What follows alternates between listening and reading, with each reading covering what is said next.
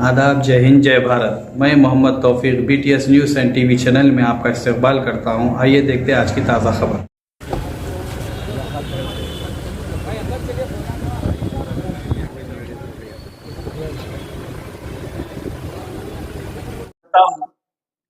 और अपनी चंद बातें आपके सामने रखने से पहले एक शेर आपकी खिदमत में पेश करता हूँ कि नाज कर नाज बरदार के साथ, सौदा कर खरीदार के साथ।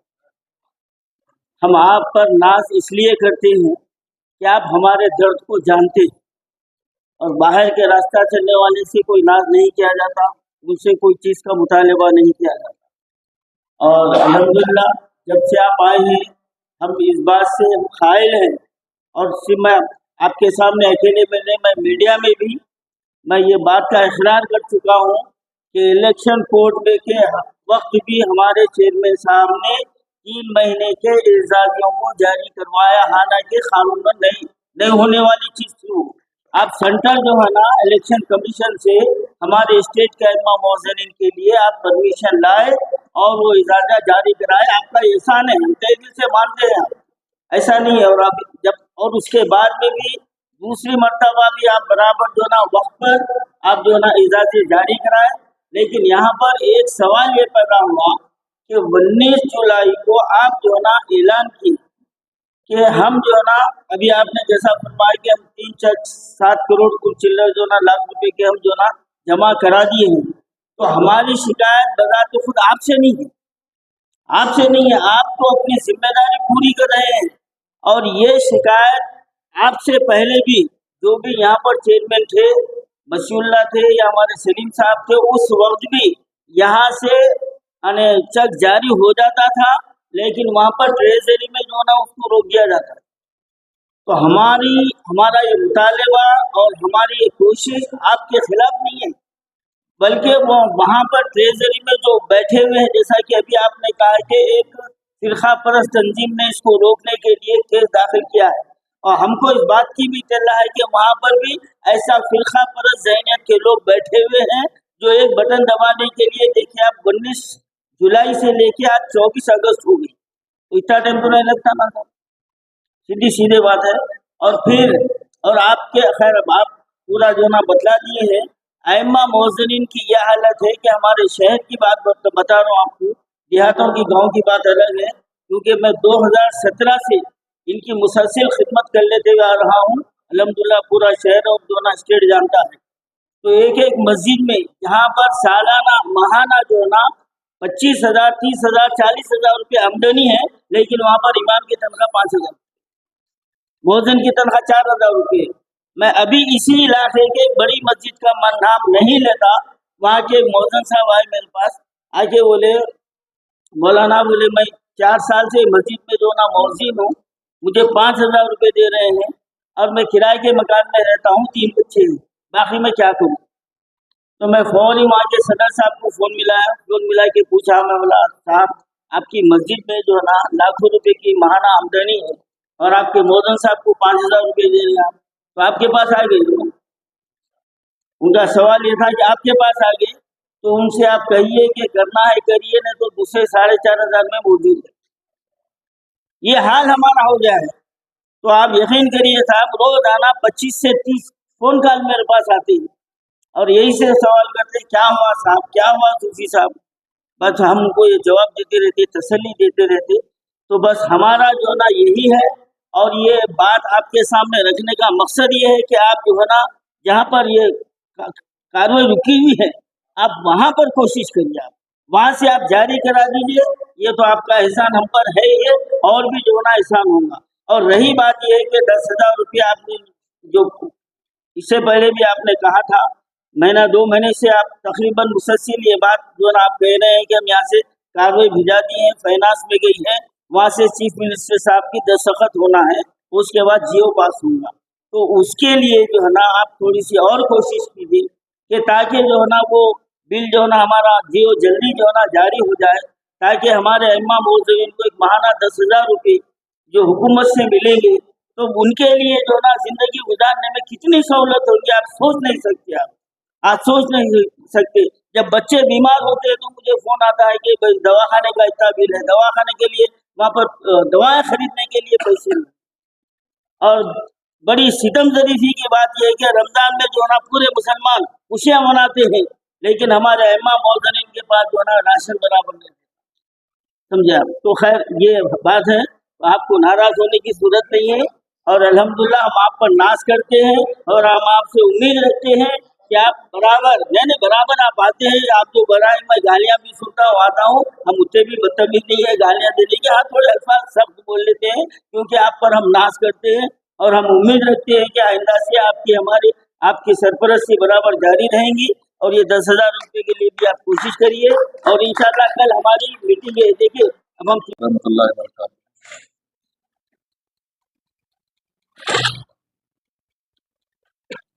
ऑल इंडिया माइनॉरिटीज फेडरेशन और ऑल इंडिया उलमा बोर्ड तेलंगाना की जानिब से आज इस सेमिनार, इस मीटिंग का जो एहतमाम किया गया, सदर जलसा और इस ऑर्गेनाइजेशन के जनरल सेक्रेटरी जो कल ही शाम में मेरे को मीडिया में गालियाँ दी, तो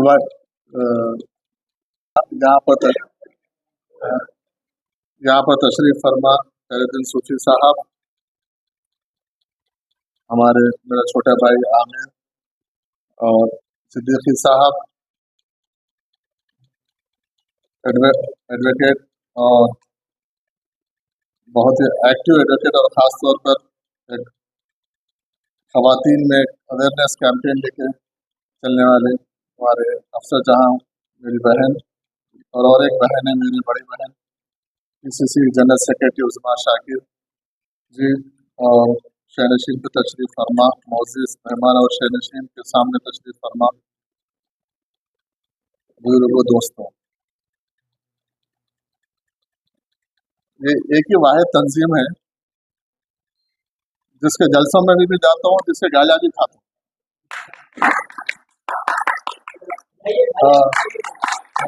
मैं तनकीद बराए तामीर कभी सुनने से मैं पीछे नहीं हटा। मैं कभी भी कोई चीज़ करते हैं तो मैं कोई भी अगर कोई बोलते हैं तो सुनता हूँ कि उसमें कहाँ कुछ गलती है, कुछ कमी पेशी है, इसको सुनता हूँ और सुधारने की कोशिश करता हूँ या फिर सामने वाले को कन्विंस करने की कोशिश करता हूँ कि क्या इश्यूज थे।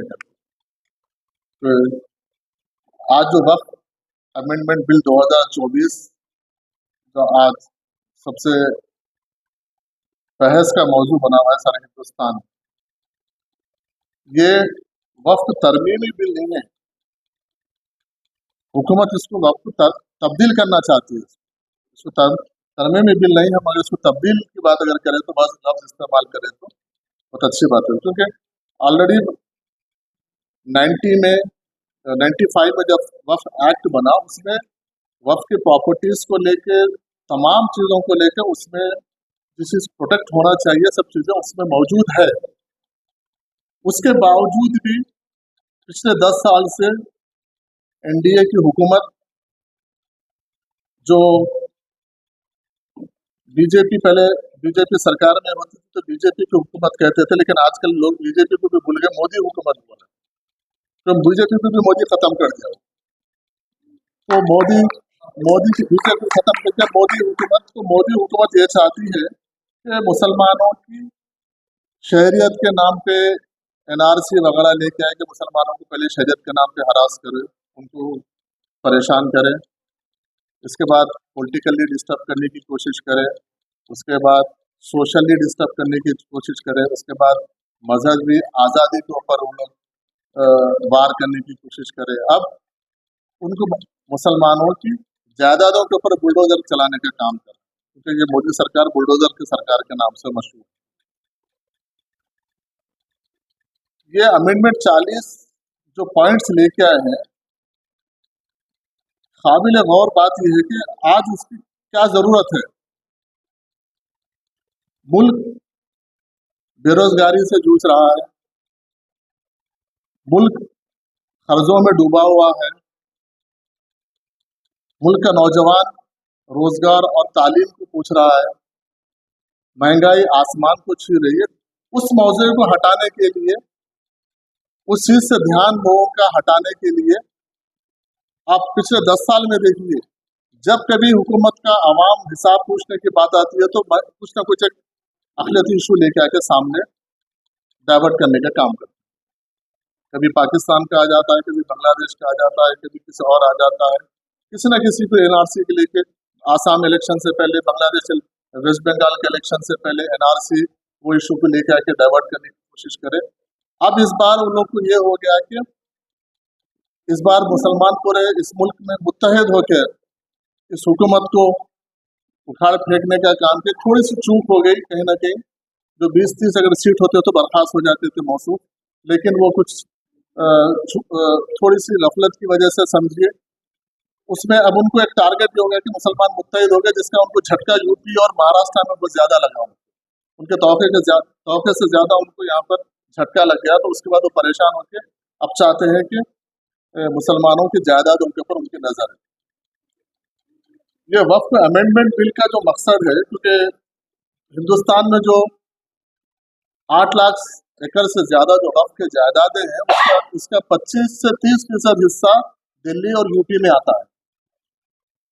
25 से 30% हिस्सा, और वो कहीं ना कहीं अपने जो साथी इंडस्ट्रियलिस्ट है, चाहे अदानी हो चाहे अंबानी हो, जैसे और उनके जो भी साथी है, जो 5-10 लोग जिसको पिछले 10 साल से पूरा हिंदुस्तान का पैसा दे रहे हैं, उनको फायदा पहुंचाने के लिए कहीं ना कहीं ये वक्फ की जायदादें एक बहुत बड़ी रुकावट बने। उनको इन्वेस्ट करने के लिए टाइटल प्रॉब्लम हो रहा है। यहाँ पर जैसा हरियाणा, पंजाब, दिल्ली में एवैक्यू प्रॉपर्टी से जब पार्टीशन हुआ था, मुल्क का बंटवारा हुआ, तो बहुत सारे लोग हमारे यहाँ पर छोड़ के पाकिस्तान चले गए थे। तो वो प्रॉपर्टीज आज भी या तो वक्फ के नाम पे है या एवैक्यू प्रॉपर्टी के, तो उनको कहना कहीं टाइटल का प्रॉब्लम हो रहा है। जैसा यूपी में बड़े बड़े इंडस्ट्रीज वगैरह के लिए उनको वक्फ की जायदादें लेने के लिए मुश्किल हो रहा है, तो वो अमेंडमेंट के नाम पे एक नया एक हरबा लेके हमारे सामने आए। अगर आपको हिफाजत का, मुसलमानों की जायदाद को प्रोटेक्ट करने की अगर आपकी नीयत होती, तो वक्फ का बहुत सालों से डिमांड है कि वक्फ को जुड़ी गुफ्तगू का आगाज़ करूँ।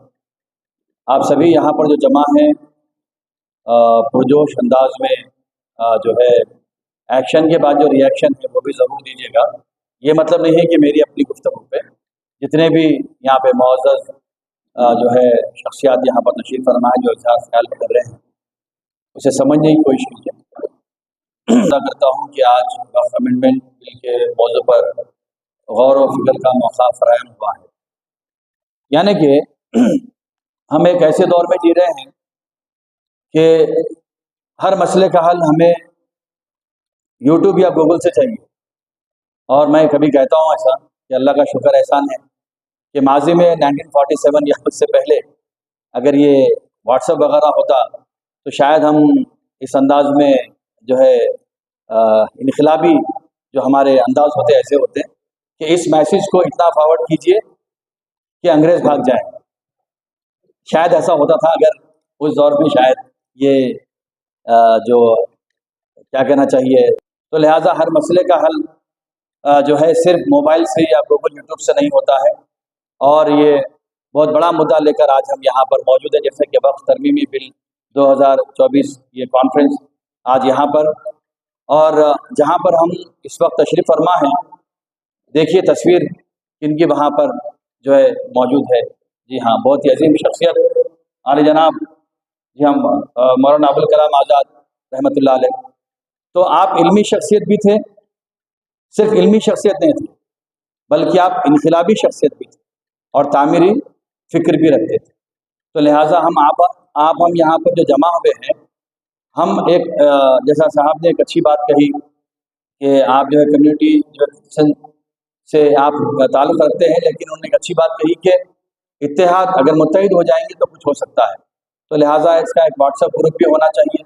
हम जितने लोग मिले हैं, ऐसा नहीं कि मीटिंग हो गई और मीटिंग के बाद बाहर चले गए, फिर पता नहीं आप कौन है मैं कौन है, ऐसा नहीं होना चाहिए। तो ये बिल हमारे माशरती और मजहबी हुकूक़ के तहफ़्फ़ुज़ के हवाले से इंतहाई अहमियत रखता है। वक्फ की ज़मीनें और जायदादें मुसलमानों के लिए एक मुक़द्दस अमानत है जो हमारे बुज़ुर्गों ने दीन की खिदमत और फलाह आमा के लिए वक्फ की थी। उन जायदादों का तहफ़्फ़ुज़ और उनका सही इस्तेमाल हमारी ज़िम्मेदारी है।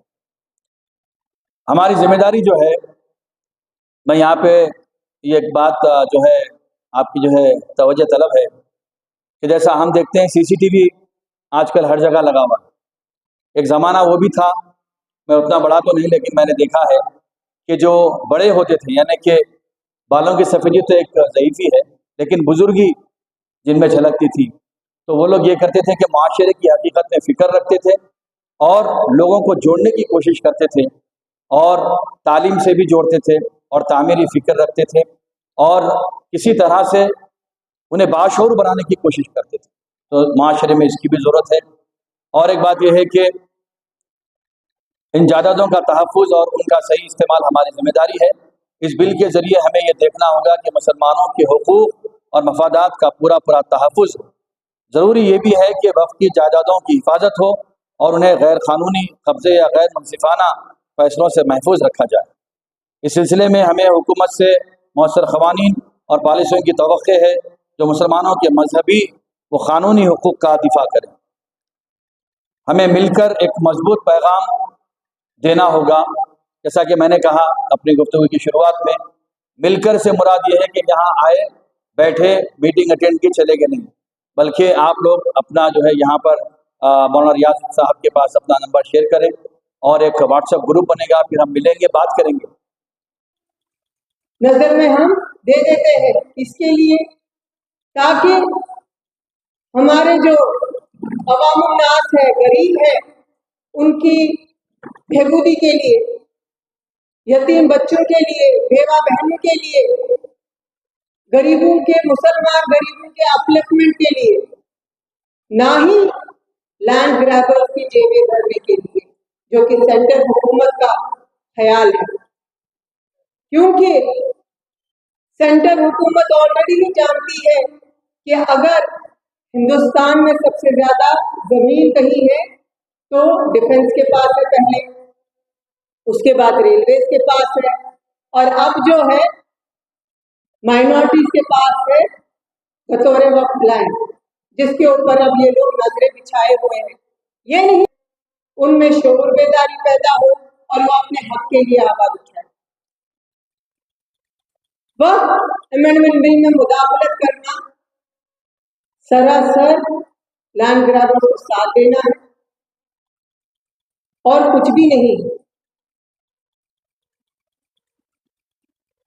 हम इनसे पूछना चाहते हैं कि क्या टेंपल कमेटी में आप किसी मुसलमान को मेंबर बना सकते हैं? जब उसमें आप नहीं बना सकते, उसमें आप मुदाखलत नहीं कर सकते, तो वक्फ बोर्ड की कमेटी में क्यों? आपके यहाँ तो शूद्र भी नहीं जाते, आपके जो हिंदू धर्म के हैं वो लोग भी अलाउड नहीं है, जो लो कास्ट वाले हैं, फिर तो नॉन मुस्लिम की दूर दूर तक बात ही नहीं है। फिर आप हमारी कमेटी में जिसमें मुसलमानों का इख्तियार है, और ये डिसीजन लेने से पहले मुसलमानों से पूछना, क्योंकि इसमें सिर्फ और सिर्फ फैसला लेने का हक मुसलमानों का है। इसमें कोई भी नॉन मुस्लिम जो है मेंबर नहीं बन सकता, और वक्फ प्रॉपर्टी जो है वो हमेशा वक्फ प्रॉपर्टी है, उसको आप बेच नहीं सकते। अलबत्ता जमीनों पे आप कंस्ट्रक्शन कर सकते हैं, उनको आप किराए पे दे सकते हैं, जो उससे इनकम आए वो अवाम की बेहबूदी के लिए, प्रॉफिट कमाने के लिए नहीं। लेकिन उसके बावजूद भी अगर आप देखेंगे, नरेंद्र मोदी जी का कहना है सबका साथ, सबका विश्वास, सबका विकास, और मैं उसमें एक और जुमला ऐड करूंगी, मुसलमानों का सर्वनाश। क्योंकि आप देखेंगे जहां जहां कहीं पे मुसलमानों ने साथ दिया है, तहरीक गवाह है कि हिंदुस्तान की आज़ादी में मुसलमानों का कितना बड़ा सपोर्ट रहा है। और हम लोग जो है बाय चॉइस है यहाँ पे। जब इंडिया पाकिस्तान आज़ाद हुआ था तो हम लोग अपनी मर्जी से यहाँ रुके हैं, क्योंकि ये हमारा वतन है, हमारा मुल्क है, और हमारा इस मुल्क के साथ वफादारी का ये सबूत है कि हम 5 वक्त क्या 6 वक्त जो लोग तहज्जुद भी पढ़ते हैं इसी जमीन पे सजदा करते हैं और हमें इसी जमीन में दफनाया जाता है। बाकी लोगों को तो जलाया जाता है और उनकी अस्थियां बहाई जाती हैं, वो अस्थियां जाके चिनाब में मिल जाती हैं पाकिस्तान के दरिया में। फिर उनकी वफादारी का सबूत कौन देगा अगर हम अपनी वफादारी का सबूत देने लगे। और सबसे बड़ी बात यह है कि हमें मुसलमानों को अल्लाह ताला ने अदल का फैसला बनाने के लिए रखा। हम अमन पसंद मजहब से आते हैं और हमें ज्यादा से ज्यादा कोशिश ये करनी चाहिए कि हम पॉलिटिक्स में आगे आए। क्यों? उससे हम असेंबली में फैसले ले सकेंगे, उससे हम पार्लियामेंट में अपनी आवाज उठा सकेंगे, अपनी आवाज को बुलंद कर सकेंगे, ताकि ऐसा फिरका परस्ताना जो हुकूमतें हैं जो मुसलमानों के अक़लियत के खिलाफ है उनके खिलाफ आवाज उठा सके, उनके सामने अपनी बात को रख सके। शुक्रिया।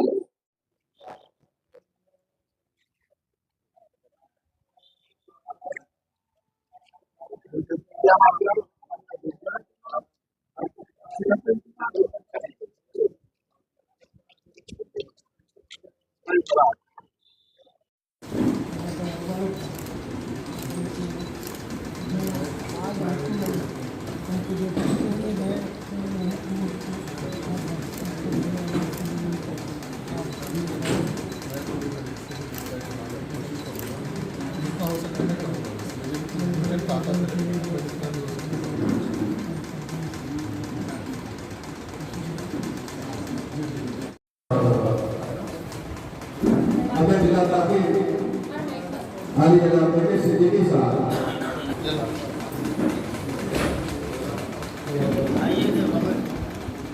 मैं हाली जनाब बाकी साहब का भी खैरमकदम करता हूँ जो माशाल्लाह से जिम्मेदार है। आप जो है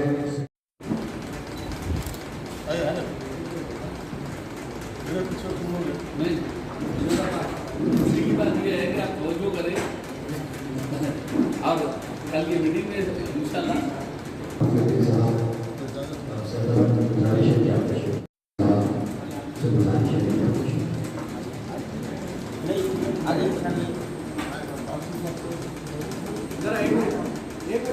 रखेंगे और इंशाअल्लाह ताला तमाम मेंबरान उहदेदारान जो तय करेंगे मैं आपको इंशाअल्लाह ताला कल शाम में मैं आपको फोन पे करा दे।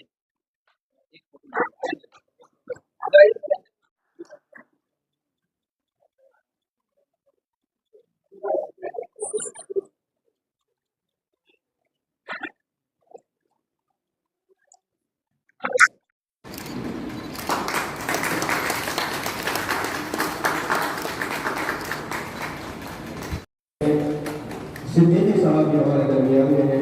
आपकी इशारों की तरफ करेंगे उसकी सलाम फरमाएंगे।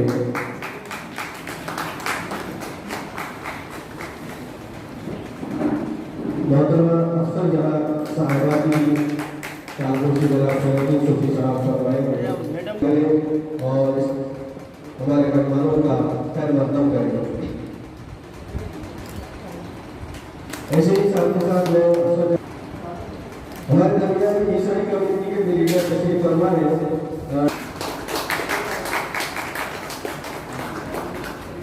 और मैं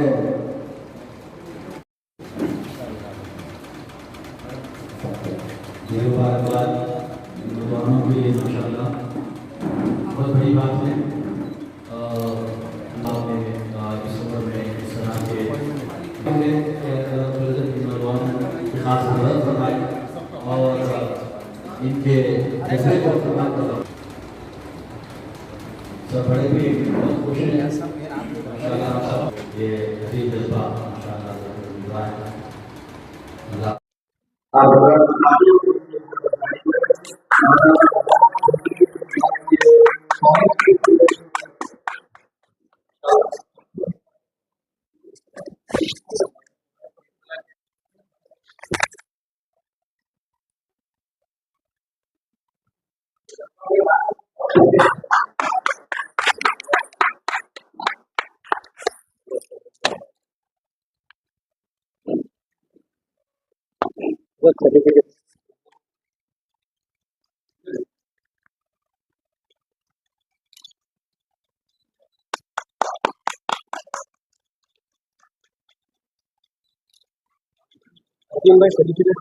दुनिया वो बहुत है।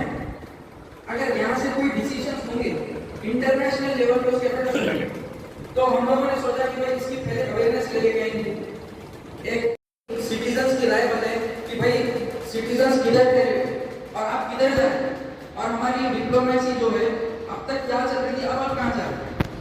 तो इसके लिए हम लोगों ने एक मोबिलाइजेशन का काम पार्शली शुरू किया। आप चलाते हैं वो वक्त गवर्नमेंट बिल के अंदर काम के जरिए इस पे असरअंदाज होने का हमारे अंदर ख्याल आया। तो हम लोगों ने सोचा कि भाई एक काम करेंगे कि ये जो इजरायली प्रोपेगेंडा है अमेरिका में, यूरोप में, हर जगह से ईस्ट में, इंडिया में इसके बारे में बहुत ज्यादा का अवेयरनेस है, क्योंकि इंडिया जो है दुनिया की सबसे बड़ी कंज्यूमर मार्केट है। नौजवान तालिब इल्म है, स्टूडेंट है, लेकिन कायदाना सलाहियत भी है, जोश और जज्बा भी है और काम करने का जज्बा भी है। मैं सैयद मुस्तफा शाह कादरी